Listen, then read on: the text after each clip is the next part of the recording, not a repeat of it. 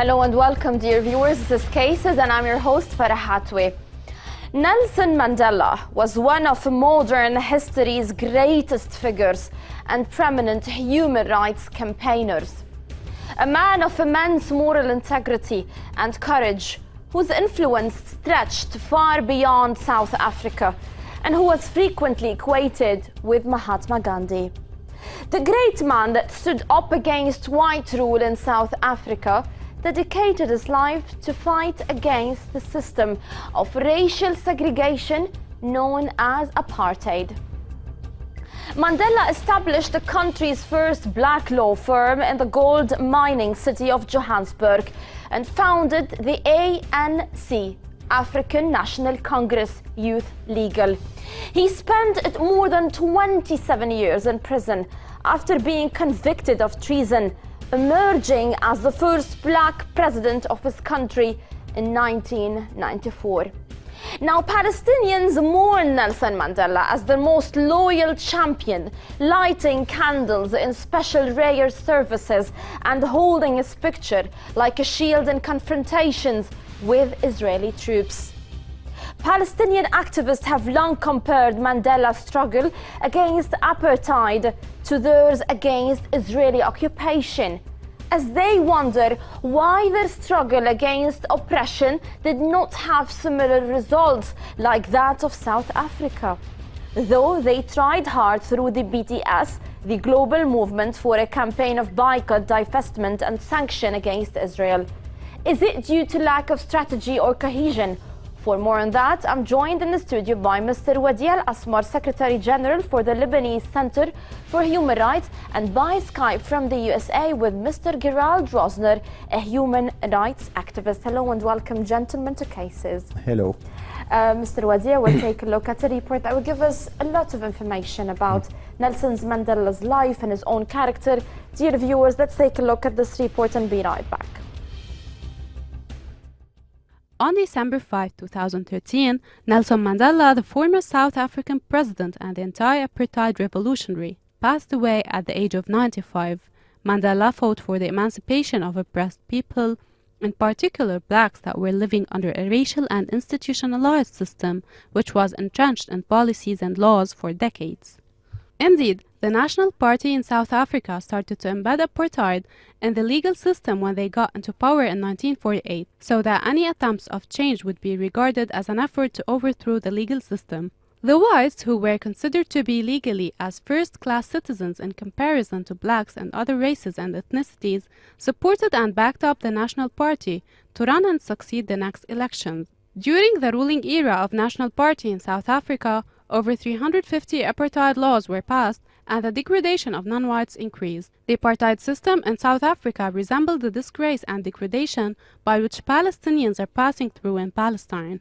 In 2007, the UN Special Rapporteur for Human Rights in the occupied Palestinian territories, John Dugard, stated that the Israeli regime is breaching the international humanitarian law, especially the International Convention of the Elimination of all sorts of racial discrimination by favoring Jews over Palestinians in all aspects. Dugard also added that Israel's occupation of the West Bank, Gaza, and East Jerusalem contains elements of apartheid, occupation, and colonialism, which is what makes the occupied Palestinian territory of special concern in the international community. However, global campaigns contributed in the downfall of the apartheid system in South Africa due to the international boycott of South African products and to the pressure on governments. In this context, what are the lessons activists should learn from Mandela to fight apartheid in Palestine? Some issues that are non-negotiable. Among others, our demand for one person, one vote, a united South Africa, the liberation of women, and the protection of fundamental human rights.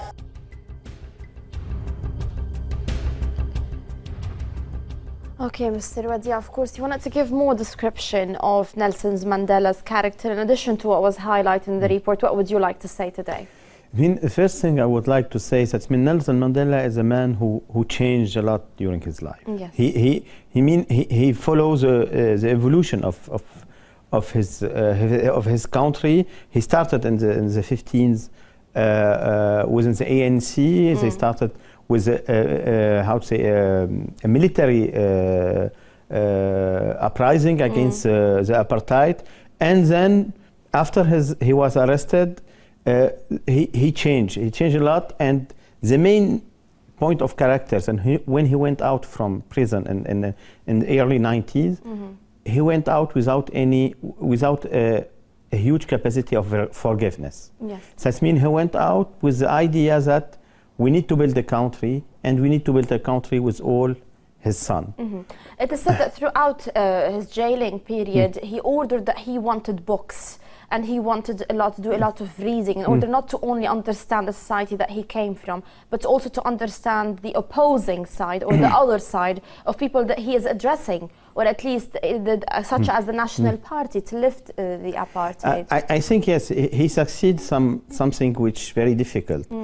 Why being a victim of a system is to try to understand how the system works and how you can definitely explain to the people who are getting some profit from the system that they will get, that all of the people of South Africa can have a profit from an equality system. Yes. What was Nelson Mandela's ultimate goal, Doctor, if Mr. Wadih, if you wanted to look at it from a major perspective here? I think his major goals, I don't know in prison, but I mean once he went out, and what we can see if we follow, because we follow more, I mean what he did after the 90s, during this period, we have the feeling that he was like, he had two goals. First, to rebuild South Africa, and a second goal, and which we cannot find it with a lot of politicians or people, because at the end of the day he became a politician for a period of his life, is to have the sustainability of his model and the continuity in his party and in the state. And I think he was maybe the only one example of someone who spent so much time in prison, who succeed to get the power after a huge struggle, and who accept and who prepare the transition, saying, I did my period, and now it's a time for others to do this. And of course, and he paved the way for more actually to speak up and to come up. If you want to give our viewers a slight information about the aim of the grand apartheid that was imposed by the National Party back then, Mr. Wadih, why was it kept back then, and what was its major goals? The apartheid system was based in, like, you know, you have to get back to the early of the last century, where a lot of people, wrongly, I mean, I don't agree with this, but this was, believes that they are superior. Being white, coming from Europe, means that you are from superior the first class. From the first class, and you have second class people. You should not forget that even in the United States, till the middle of the early 70s, they had some apartheid rules in some South state in the United States. So for those people, it was like something obvious that they had the right to, because they are well educated, they are better, they have more money, but they never accept to say they have more education and more money because the state is helping them to have this. Definitely. And the model, all the apartheid model was to create a country with a two level of citizenship. And I think the success of Mandela against this system was to explain to everybody that what he wants to do is not to inverse the role, having citizenship first class for the white, second class for the white, and first class for the black, but he wants to have this rainbow society, saying we need a unique citizenship in South Africa. And I think being on this level all the time helped him at one time, because to find someone like de Klerk in order to change the rules in South Africa. But the initial and the final goals of the apartheid, it's this meaning, and unfortunately it's not only in South Africa, it's still in many spaces in the world. It's saying having this segregation, this differentiation based on the color. Okay. One of the scenes here that caught my attention, Mr., is that as if what they were doing was completely legal. I mean, how did the National Party that came into power in 1948 formalized the apartheid rules through the law back then to meet their own targets? So therefore, if they are imposing any kind of apartheid, they are doing it according to law. Definitely. I mean, Hitler, when he arrived to the power, he arrived by the democratic election, and after he started putting laws, kind of apartheid law. Okay. What they did in South Africa was coming from this idea of we are superior. Yes. As we so are therefore superior, they can formalize the law according to their own agenda. In order to have our own agenda. You have the same today in Israel. With I'm not talking about with the Palestinian living in Gaza and the West Strip, but I'm talking about Arab Palestinian living in Israel and having the Arab nationality of Israel. There are some laws in Israel that are we can consider them as an apartheid law against the Arab Palestinian or against people who are Arab Palestinian from Jerusalem, for example, and if they leave Jerusalem for more some period, I don't remind, they can lose their citizenship of Israel. So, unfortunately, the local law, can be used to violate human rights. Here is the importance of international law and international standard, and it was obvious after we had the International Covenant on Civil and Political Rights that South Africa was violating the international standards. Okay. We're also joined by Gerald Rozner, human rights activist from the USA. Hello and welcome to Cases, Mr. Gerald. Hi. Hello. Mr. Gerald, from your perspective, what has the world lost? What kind of a leader have we lost?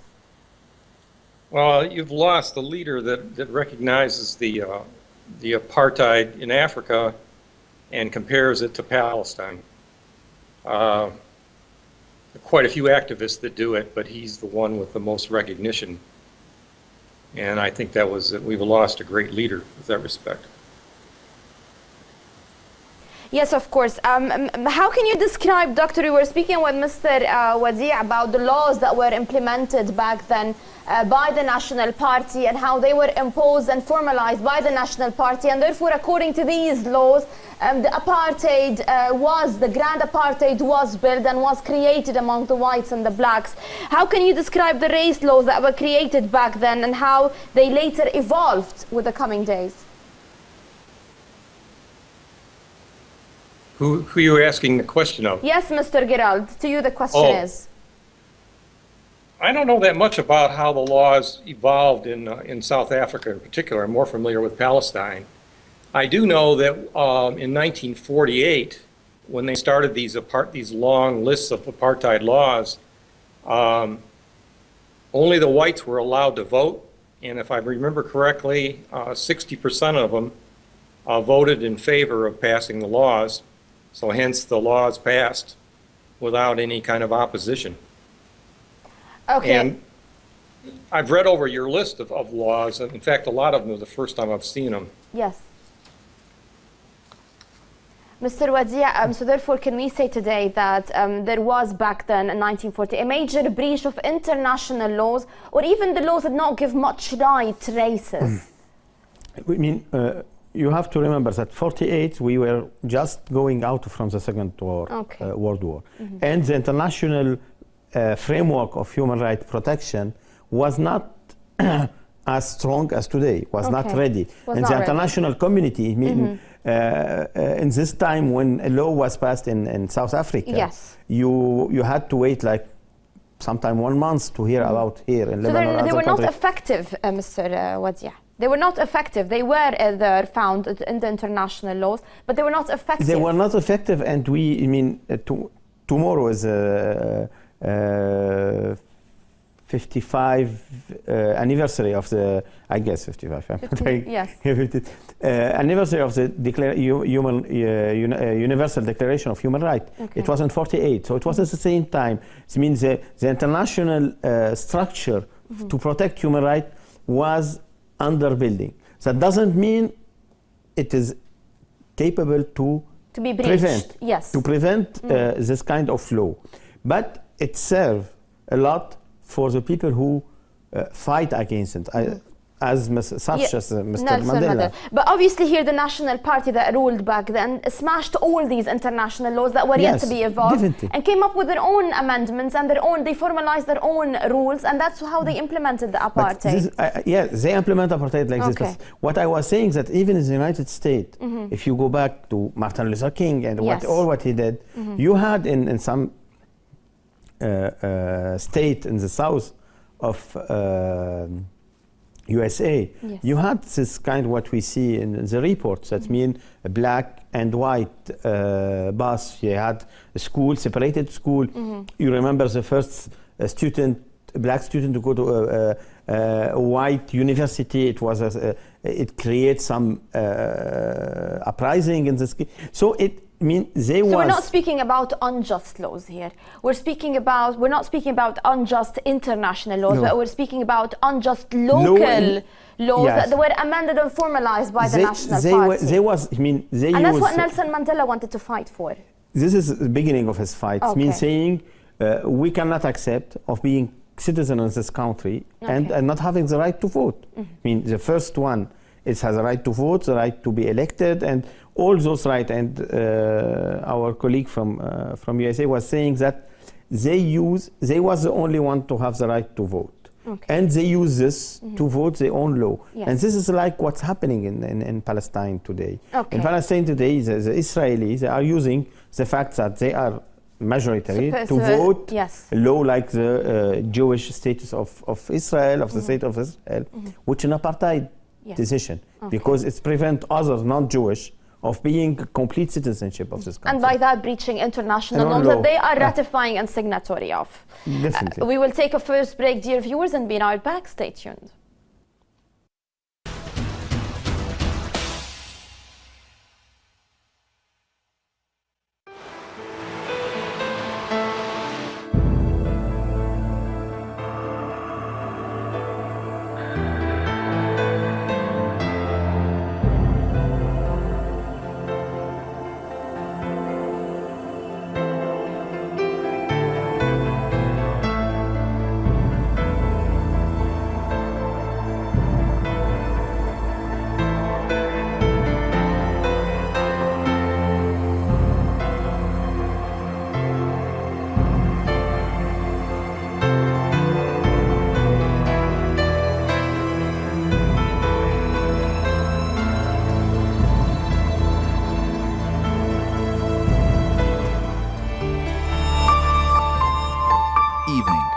Women's rights redefined.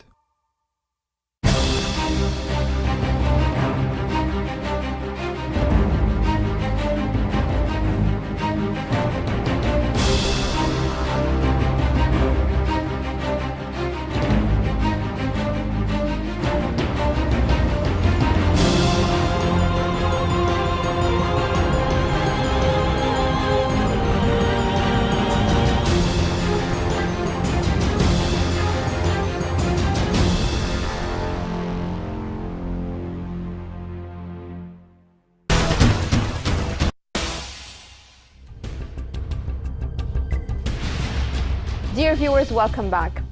South African Act in 1909 established the South African Union, consolidated the power in all-white parliament. Mines and Works Act 1911 and 1926 imposed a color ban on certain jobs. White people should have higher salaries than blacks at all times. Natives Land Act 1913 and 1936 limited black people's use of land to 13% natives urban areas. Urban Areas Act in 1923 established segregation in the cities forced blacks to carry special papers at all times to be allowed to stay in the cities. Mixed Marriages Act 1949 said that mixed marriages between races is prohibited. The Immorality Act 1950 banned sexual relations between people from different races. According to the Population Registration Act 1950, all South Africans must register as black, white, Asian, or colored. Bantu Education Act 1953 said enforced racial segregation of schools. The Citizenship Act of 1971 said black South Africans would no longer have South African citizenship, but become citizens of their own homeland. Okay, obviously here, Mr. Wadih, we spoke about amendments and how they formalize certain laws, and they kept them, and they're written, and they're clear here. And they even targeted various kinds of fields, whether education, whether marriages, or even different areas or economy, or even working areas. How would you comment on this? It was a complete breach of the spirit of a complete breach of the human rights principle. Yes. If you see the last amendment you talk about, it was in 71. Yes. We have to remind that the International Covenant on Political and Civil Rights entered in force in the early 70s with a covenant on economic and social and cultural rights. Yes. So they use, I think, at the second part, mainly the second part of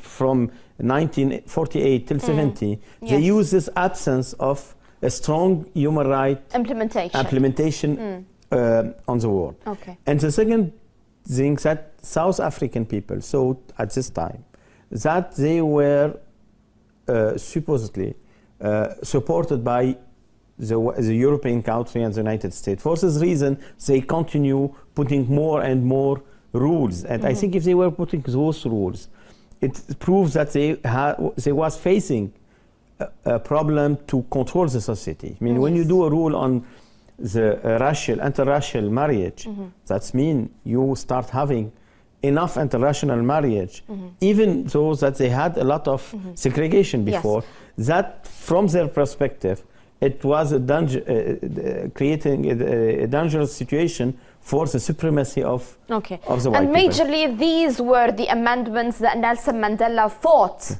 and actually spoke about them, and he wanted to change them here. From the beginning, I think the ANC and Nelson Mandela, there was an approach saying, we are leaving this country. This country is for somewhere. It's for us. Yes. White people come here in the 17th and 18th century. You invest this country, you occupy this country. And you set the laws to work upon. And you see the law on the land. I mean, 30% for 90% of the population, for 80% of the population, and 87% kept for the white people. Yes. And though the dominant were the black back then. Yes. And I think that from the beginning, his target was to say, we have, maybe in the beginning he was more in opposition, but when he went out from jail, his target was to say, we have to build a country all together. Okay, whites and blacks together. Mr.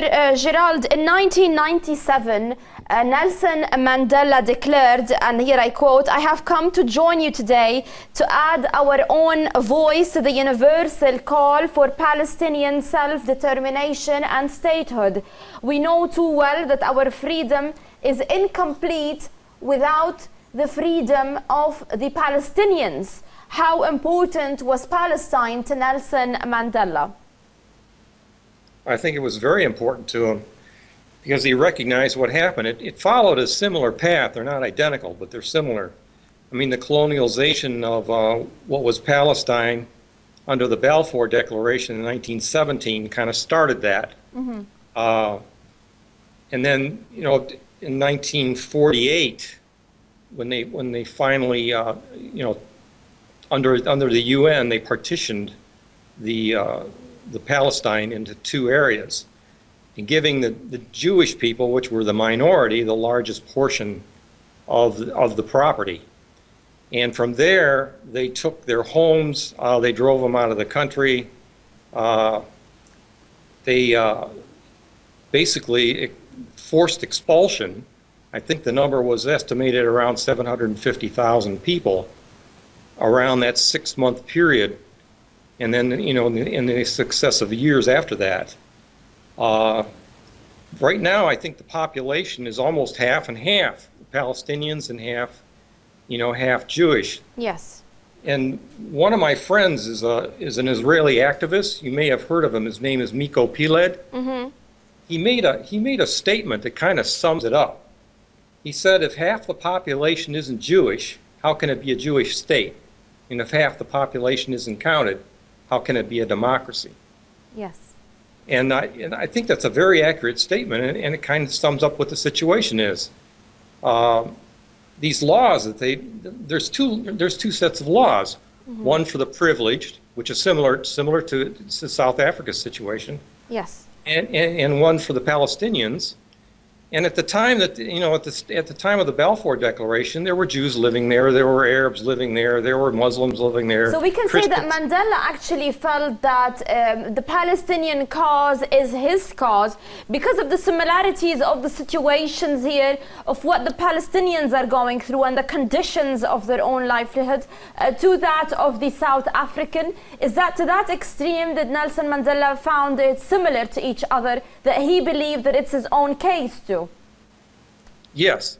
The only difference is that I could see, I mean, in a general sense, was the South Africans didn't expel any people from South Africa. They wanted to use them for labor. Yes. Cheaper labor. Mm-hmm. Now, in the case of Palestine/Israel, they did do that. They took their homes. Miko mentioned in one of his talks that I attended that his mother, being that his father was a general in the military, or not a general at the time, but he was in the military at the time, they actually gave them a home that belonged to a Palestinian family, and his mother rejected it. She said she refused to live in somebody else's home that was thrown out of the country. Mm-hmm. And made homeless. And that was a pretty big statement for that, you know, for that time in 1948, for her to do that. Okay. Mr. Wadih, of course, when we are speaking about how the National Party back in South Africa amended and formatized the laws to make it convenient to their own agenda and to their own target, we did shed the light on the aspect that international-wise, there weren't enough implementation of international conventions back then. We're speaking about the 90s. But however, now inside Palestine, in comparison with the two countries, or with the two conditions, the states internationally are clear. We've even got conventions here, but still Israel is breaching every kind of paper it's signed or even ratified. How can you see that? I mean, from our perspective, I mean, as a human rights activist, we can denounce it. Mm-hmm. But unfortunately, it's not us who takes the decision. Yes. And we should understand that on the international level, international convention on human rights, they are enforced, but all the bodies around this convention, they are most of the time consultative body. Yes. That means they don't have the right to take decision. Mm-hmm. The only body who can take decision is the Security Council, and we know all that even in the Security Council, even for South Africa, it took a long time before getting some sanction from the United Nations against South Africa. And in the case of Palestine, we should not forget that means that Israel is still having the unconditional support of the United States, which block any. Does that aspect here, the point that you highlighted, makes it even more difficult than the situation in South in South Africa? Because of course many say that it's kind of impossible to compare the two situations together, because Israel is completely backed by the United States, and therefore it got wider chances or larger chances to actually breach any kind of law that they want. I think if we go back in the story of South Africa, at some times he was backed by some European country and by the United States. Yes. And I think the changes start in South Africa. Mandela start getting, winning his challenge. Yes. When the opinion public in Europe and in the United States, and when the government start following this opinion public against apartheid, people who are supporting the campaign against apartheid, the boycott against South Africa, succeed to explain to the people that what's happening in South Africa is not acceptable. Okay. And I think this is a real challenge for Palestine. Unfortunately for the Palestinian, the situation is more complicated in Palestine, which allows Israel to play more on the the diversity and the contradiction in the international level, and having this complete total support of the United States. That means I didn't remember one decision on the Council of Security against Israel. Yes. Since 48. Okay. Mr. Gerald, Nelson Mandela was one of the leaders who guided the ANC, African National Congress. And at one point, Nelson Mandela actually resorted to violence, of course, by trying to impose or trying to free his own people from the oppression of the apartheid that was seen back then in South Africa. But later on, we've seen how he did not, that violence, that he did not give them the fruits that they wanted to see. Is that why, and that's why, of course, they moved to another form of freeing their own selves. Is that a lesson here, or even a message to be sent to the Palestinians? Can this story be learned anything from? Yes, I think so. Yes, I've read that about his past, and I'm sure Nelson Mandela there's a lot of contradictions to be seen there. But he was imprisoned for 27 years, so he had a lot of time to reflect on, the types or methodology that he used to try to overcome the apartheid regime. And I can understand that. You don't necessarily condone it, but you can certainly understand the frustration of it. In the case of the Palestinians, yeah, they fight back every once in a while. Mostly, like in the West Bank, they have peaceful demonstrations that pretty much align themselves with Martin Luther King, or the later Nelson Mandela, as we know him. Currently, every Friday they have in Berlin, just around Ramallah, they have peaceful demonstrations, and there's photojournalists and internationals there. And every Friday, they fire tear gas at them. They fire rubber-coated steel bullets at them. I mean, the peaceful resistance is met with violence. Okay. From the Israeli side. On the Gaza end, it's a little different from in Gaza, because they left Gaza, and I think in the year 2005.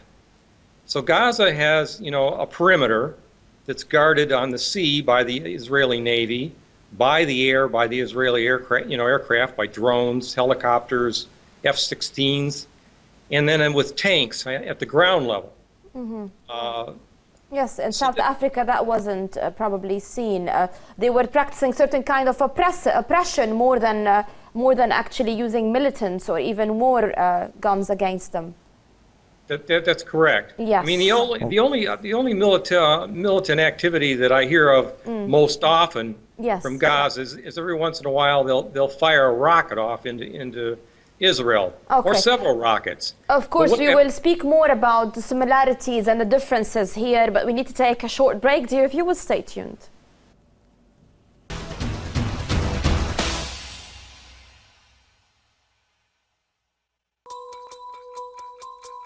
Time.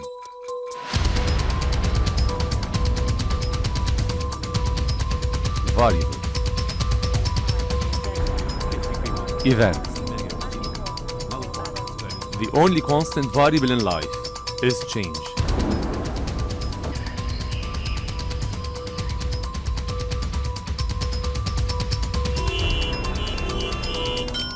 Broader perspective.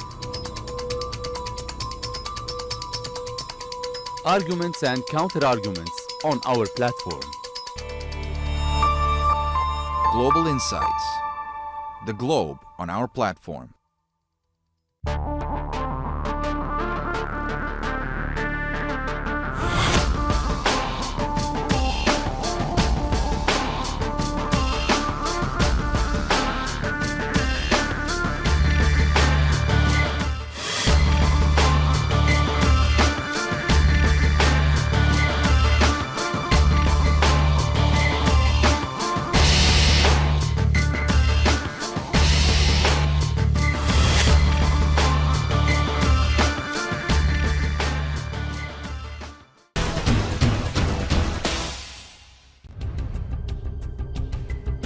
Welcome back. According to the UN Special Rapporteur for Human Rights in the occupied Palestinian territories, John Dugard, Israelis are entitled to enter the closed zone between the wall and the Green Line without permits, while Palestinians require permit to enter the closed zone.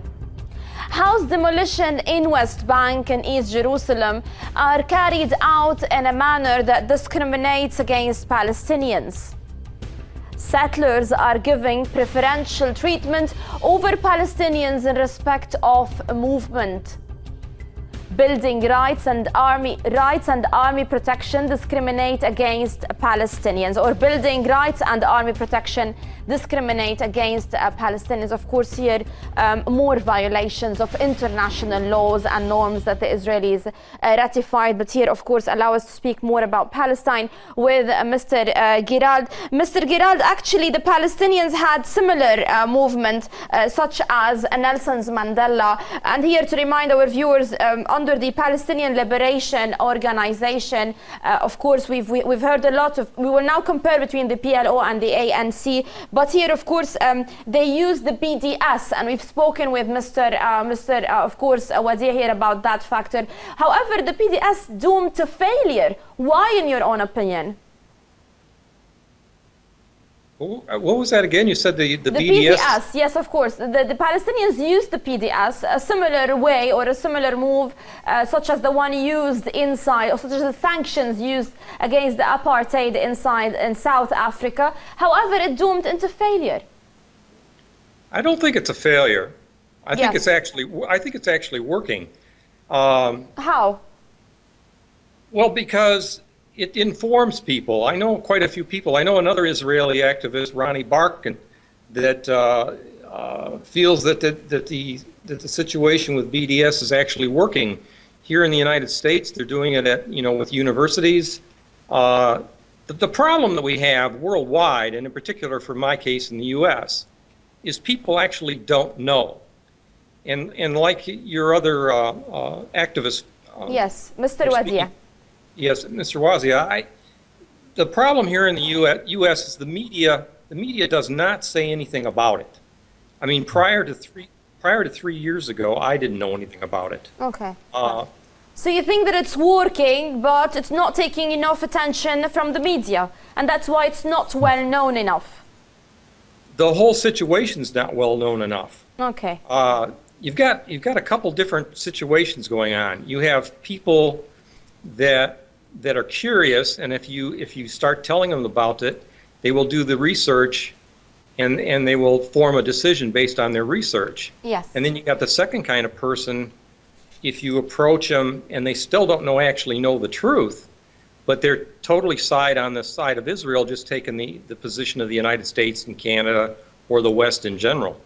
But the idea that things have not changed or BDS is not working, I think what shows that these things collectively are working is the vote that the UN had last year and last November, December, when so many countries voted to make Palestine a non-member state. We're joined by Dr. Mohsen Saleh, a researcher and a political analyst. Hello and welcome to Cases, Dr. Mohsen. Thank you. Good evening to you and to your guests. Thank you. Dr. Mohsen, the Palestinians today lighted a candle for Nelson Mandela.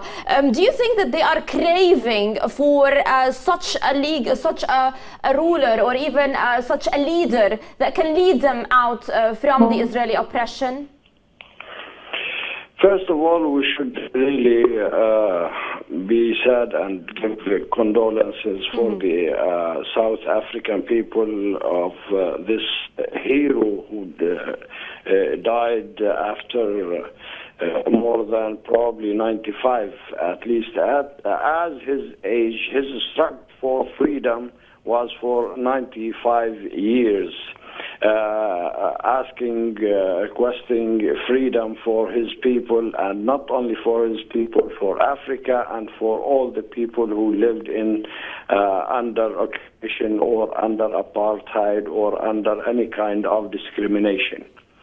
So the Palestinian people, I guess, they deserve to celebrate and to really burn a candle for Mandela and respect his struggle also for the Palestinian case. And, okay, obviously, Dr. Mohsen, the Palestinian case is similar to that as happened in South Africa. But what are the factors that made the sanctions that was imposed on the National Party back then succeed, of course, by the leader Nelson Mandela? However, other sanctions applied on Israel, of course, did not have any positive income. We should distinguish between the two cases, I guess, or the two questions and the two crises. I guess the Israeli lobby in the United States and also the Jews and their influence in Europe and the Balfour Declaration and the Sykes-Picot and the abandoning of some of the Arab states of the Palestinian issue and having treaties with the Israeli occupation. While on the other hand, the African countries, Algeria, Egypt, and all these countries helped and stretched their hand for Mandela and for the South African people. And I guess it's the minority, the great minority in South Africa. Even the whites in South Africa were really having a very bad kind of entity, discriminating, killing people and enslaving them in many aspects. While probably in Palestine and some of the Zionists took a part of Palestine and made their entity and declared it and helped, acknowledged by the Western powers, great powers, I guess, in the world, the United States, Britain, France, and others. Well, we have here to distinguish between these two cases. We have to put blame on some of the Arab states and the Arab probably elites who could not convey the message of Palestine and the message of Palestinians in order to liberate Palestine. Now we have a problem inside the Palestinian case. While at the end, in the late 90s, I guess in the beginning of the 90s, the 80s, some Western countries helped to reach kind of rapprochement between the South Africans and this minority, the whites, and they had to change all the structure of the state and bringing Van de Klerk in order to make this a new rapprochement. Okay, of course. Agreement. Speaking about, of course, we're comparing between the two situations here. Mr. Wadih, do you believe that Nelson Mandela would have done it without the international movement solidarity, without the civil society, without the activists being supporting him that much in imposing sanctions on the National Party? No, definitely not. I think we mean there are similarity between both cases, but they are not identical. Okay. The political situation is not the same. The international support is not the same. The character of Mandela, the story of Mandela, it's not the same. I mean, unfortunately, and he proved it. I mean, once he arrived to the power, as I said in the beginning, he do everything not to stay, but to create a state and to sustain the state and to sustain his party and the state. Unfortunately, we cannot measure what's happening with the BDS. The BDS in Palestine started not so far. Yes. I mean, like 5, 6 years, so maybe it needs maximum. time, definitely. It And needs as Mr. time, Gerald highlighted, yes. it needs a mainstream media. It needs time and it needs advertisement. Yes, but it needs mainly time and in public opinion. You should know that in South Africa at one time the apartheid system was losing power. I mean, and even in the worldwide. Here you are facing a huge complex of media. It's not because it's a matter of interest that have interest to continue supporting Israel and the United States. So I think the BDS is one of the most important actions that was done by the Palestinians for the last years, because it's starting raising awareness for people that consuming Israeli goods, it's participating in the occupation. Okay. Let me ask you, Mr. Gerald Rozner, how can the Palestinians be influenced today by the South African people, especially by Nelson Mandela, and of course lifting the siege and freeing themselves from the oppression practiced upon them by the Israeli government?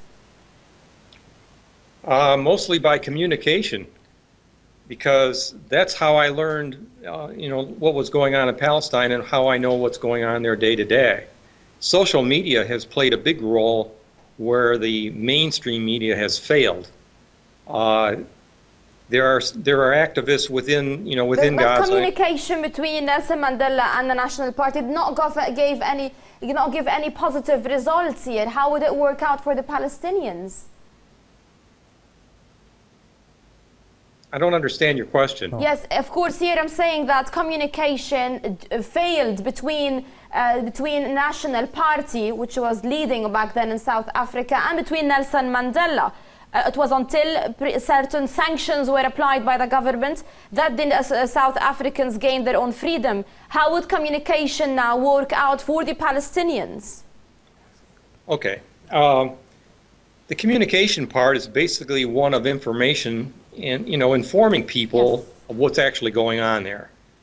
And it's already been stated that because of the mainstream media always sides with Israel. In fact, you don't hear anything about Israel until somebody fires a rocket or a soldier gets wounded or killed. Anything going in the opposite direction, nothing's ever stated. 2 days ago, there was a 15-year-old boy shot in the back in Ramallah, near the Ramallah, one of the guard towers, hit by a sniper. Okay. He was killed. Now you won't see anywhere in the world where this is in mainstream media. It's in certain media, that reports, like the Intifada, couple other Arab media sources. Yes. They report it. Okay. But you have to be looking for it, or you have to be aware of it. Now, if everybody was aware of it as I am, they wouldn't put up with it. Okay, unfortunately, we are running out of time here. A final question goes for Dr. Mohsen Saleh. I will begin with the question that I first asked you. If today there is a Nelson Mandela inside Palestine, would the Palestinians be free of the Israeli oppression? That is the Palestinian problem. They don't have a great leader like what the South Africans had with Nelson Mandela. We have here to distinguish between two entities. The Palestinians were massacred and kicked out of their country, of Palestine. In South Africa, the South Africans remained enslaved by this minority and remained in their country. So they could struggle for freedom, whether militarily or peacefully, pacifistly. Yes.